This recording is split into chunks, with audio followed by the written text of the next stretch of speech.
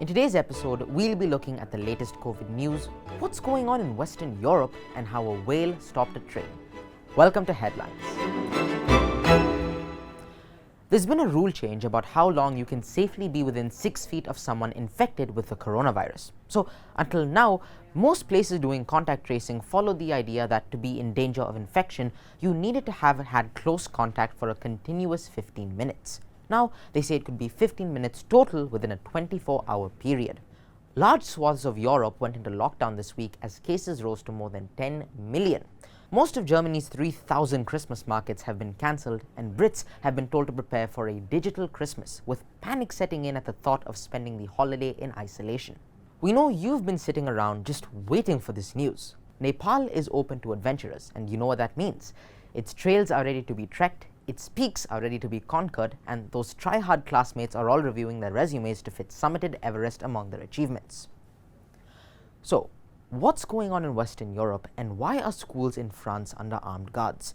Why is Austria in mourning, and why are Muslims furious? As always, it's complicated. Many Muslims believe that the depiction of the Prophet Muhammad is blasphemous and a crime worthy of a death sentence. So, 15 years ago, a Danish newspaper, Jyllands-Posten, published 12 cartoons of the Prophet Muhammad, causing outrage and protest across the Muslim world. Newspapers in the West saw the issue as an attack on free speech, and many republished the cartoons. In January 2006, Jyllands-Posten apologized, but protests at Danish embassies swept through Africa, the Middle East, and Asia, and more than 50 people were killed. There were several plots to kill the cartoonist, cursed Westergaard. In 2012, a French satirical magazine, Charlie Hebdo, published cartoons of the Prophet, including some of him naked, and protests flared up again. In January 2015, the offices of Charlie Hebdo were attacked by gunmen. 15 people were killed. The magazine then published a cartoon of the Prophet holding the sign Je suis Charlie Hebdo. Protests flared up again. This time, 4 people were killed. In September this year, on the day before the trial of the suspects of the deadly 2015 attack, Charlie Hebdo republished the cartoons. This sparked calls for a boycott on French goods. Attacks flared up again, and last month, a Muslim teenager murdered Samuel Paty, a teacher in France, after he showed pictures of the cartoons during a civics lesson at school.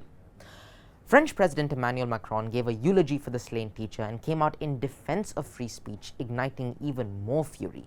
Like Malaysia's former Prime Minister, Mahathir Mohamad, claimed that Muslims had a right to be angry and kill millions of French people. Last Thursday, 3 people were killed in a gruesome attack outside Notre Dame Cathedral in Nice, in France. On Saturday, Macron went on to Al Jazeera to once again defend France's firm belief in freedom of speech and to deny that his government had anything to do with the cartoons being republished. More protests followed. 5 people were killed and more than a dozen wounded after a man fired indiscriminately at people enjoying Vienna's nightlife on Monday, the day before the city was due to go into lockdown. More than a dozen people have been arrested in connection with the attack. 2 young Austrians of Turkish descent are being hailed as heroes for helping panicked pedestrians and a wounded police officer. Not all world leaders were willing to condemn the attacks. Self-styled caretakers of Islamic identity, Turkish President Erdogan and Pakistani Prime Minister Imran Khan, went the other way and criticized Macron's statements and even called for a boycott of French goods. 95-year-old Mahathir Mohamad, as I said earlier, former Prime Minister of Malaysia and rabble-rouser at large, made a controversial, now-removed tweet that read, "Muslims have the right to kill millions of French people for the massacres of the past." And now to the Netherlands, where the driver of a runway train was saved by a whale. The train rammed through the end of an elevated section of rails and was caught by a sculpture of a pair of whales' tails. The front coach was left dramatically propped up 10 meters from the ground after the accident happened near Rotterdam on Monday. The sculpture, made of plastic, was never designed to support the weight of a train. It suffered only minor damage though. The driver of the train was unhurt in the incident and there were no passengers on board at the time.